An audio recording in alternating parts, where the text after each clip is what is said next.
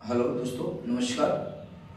जय हिंद, जय भारत, जय परशुराम। मैं जो आज बातें कहना चाह रहा हूँ वो बहुत महत्वपूर्ण बातें हैं और बहुत अध्ययन करना, बहुत गहन सोच से करके मैं ये बात बोलना चाहता हूँ।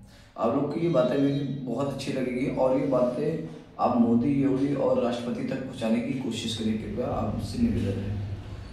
माननीय श्रीमती राष्ट्रपति द्रौपदी मुर्मू जी से निवेदन है मेरा, श्री नरेंद्र मोदी जी से निवेदन है मेरा, श्री योगी आदित्यनाथ जी से निवेदन है और समस्त नेतागणों से और अधिकारीगणों से और प्रशासन से मेरा निवेदन है कि मैं एक हाथ से विकलांग हूँ, मेरे पास रहने का कोई घर नहीं है। मैं किराए के मकान में बनारस क्षेत्र के पास चंदौली जनपद में रहता हूँ और मेरे पास कुछ है नहीं और काम करने का कोई जरिया नहीं है। मैं मार्केटिंग का काम करता हूँ, सेल्समैनी का, लेकिन वहाँ भी लोग काम करा लेते हैं, पैसा नहीं देते हैं। इसके कारण मैं बहुत आहत हो गया हूँ। मेरा दिन बहुत पीड़ित है और मैं परिवार का पालन कैसे करूँ और बच्चों का जीविका कैसे चलाऊँ, उनको पढ़ाऊँ लिखाऊँ कैसे, अपनी जीवन रेखा को आगे कैसे बढ़ाऊँ, इसके उपरांत मैं ये वीडियो बना रहा हूँ। आप लोग को अगर ये वीडियो मेरा पसंद आए तो आगे फॉलो करिएगा प्लीज़। आप लोग से निवेदन है कि आपके फॉलो करने से, कमेंट करने से मुझे बहुत फ़ायदा होगी। तो मैं वीडियो शुरू करना चाहता हूँ, सुनिएगा।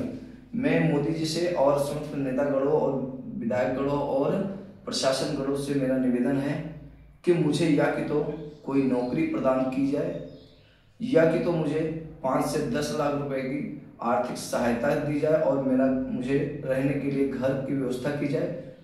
क्योंकि मैं 5 से 10 लाख रुपए अगर मिलेगा मुझे प्रशासन के द्वारा या सरकार के द्वारा, तो मैं उससे अपना जीविका चलाने के लिए कोई धंधा बिजनेस जो भी है, मुझे जिस लाइन का मैं माहिर हूँ उस लाइन का मैं धंधा बिजनेस करना चाहता हूँ। और अगर ऐसा नहीं किया जाता है, मुझे देखकर अनभित किया जाता है, मुझे देखकर अनसुना कर दिया जाता है, कोई सहयोग नहीं किया जाता, कोई साथ नहीं देता है, तो फिर मैं अगर कोई गलत कदम उठाता हूँ या गलत रास्ते पे जाता हूँ तो इसमें प्रशासन की और सरकार की पूरी जिम्मेदारी है।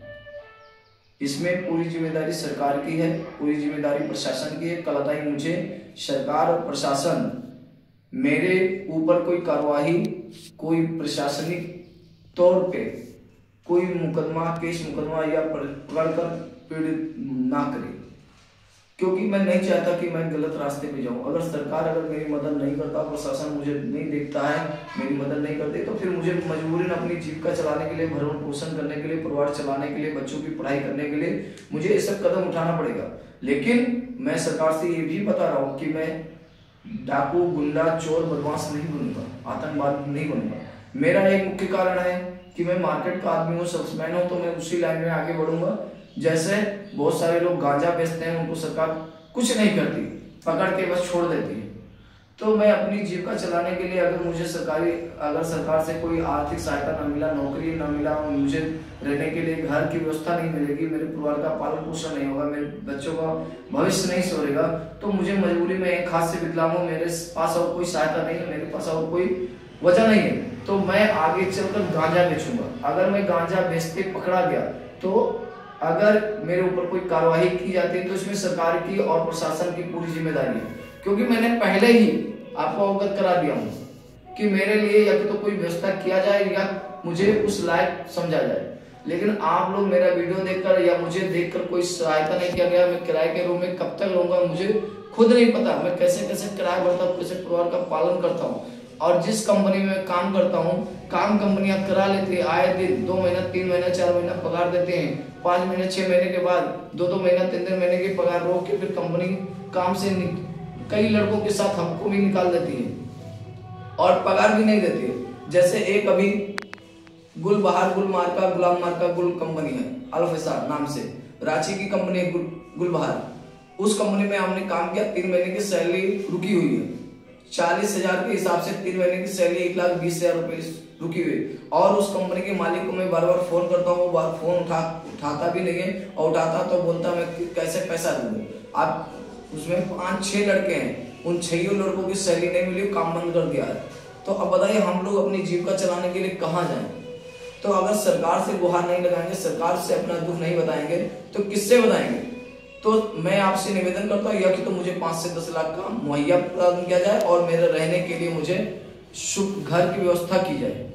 अगर मुझे रहने के लिए घर की व्यवस्था भी अगर सरकार कर देती है तो भी मैं कैसे भी करके अपनी जीविका थोड़ा थोड़ा करके चला सकता हूँ, क्योंकि मुझे रूम भाड़ा देना और बहुत सारी चीजें करना, बच्चों की पढ़ाई करना, फीस देना, घर चलाना बहुत मुश्किल हो रहा है, क्योंकि मैं एक हाथ से विकलांग हूँ।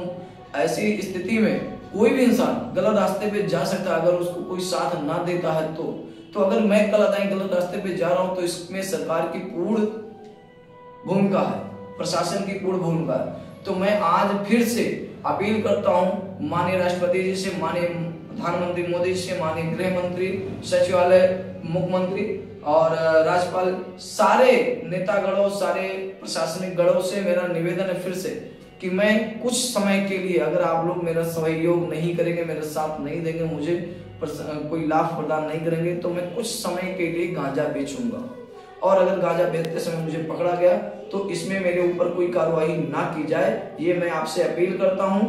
और उसके बाद हाँ, एक चीज की आपको अवगत करा रहा हूं मैं कि मैं गलत रास्ते पे नहीं जाऊंगा, गुंडा, आतंकवादी या ये सब चीजें नहीं रहूंगा। मैं ब्राह्मण का बच्चा हूं और मेरा नाम चुलबुल पांडे है।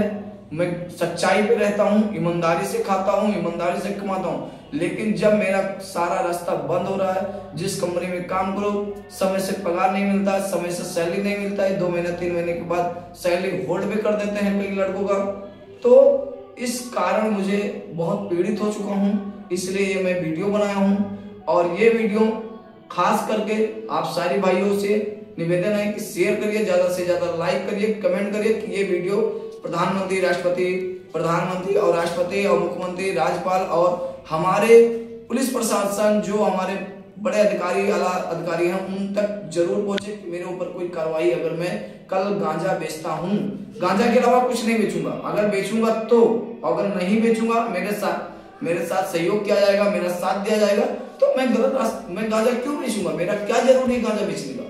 भाई मैं मार्केट का आदमी हूँ, मैं मार्केटिंग अच्छी तरह से करता हूँ, एक हाथ नहीं है फिर भी मैं मार्केटिंग करता हूँ, तो फिर मैं मार्केटिंग से अच्छा पैसा कमा सकता हूँ। लेकिन कोई अच्छी कंपनी नहीं मिलती है, और जो मिलती भी है तो सैलरी समय से नहीं देती, और उतना सैलरी भी नहीं देती जिससे मेरा जीव का चल जाए, तो मुझे उससे कोई वो नहीं है। लेकिन मैं आगे चलकर अगर कोई सहयोग नहीं किया गया तो मैं गांजा बेचूंगा, ये कंपल श्योर है। और इसके लिए कोई प्रशासन मुझे कोई पीड़ित या परेशान या शारीरिक या मानसिक परेशानी ना दे। और मैं आपको फिर बता रहा हूं कि ये वीडियो मैं पर्सनली गुलबहार अल्फिसा के नाम पे ही बना रहा हूं, क्योंकि उसने मेरा 3 महीने की सैलरी नहीं दिया, जो 40,000 के हिसाब से 3 महीने की सैलरी आप जोड़ सकते हैं, 1,20,000 हो गया, और वो नहीं दिया है। और उनका नाम है सुलेमान नाम है, रांची के रहने वाले हैं।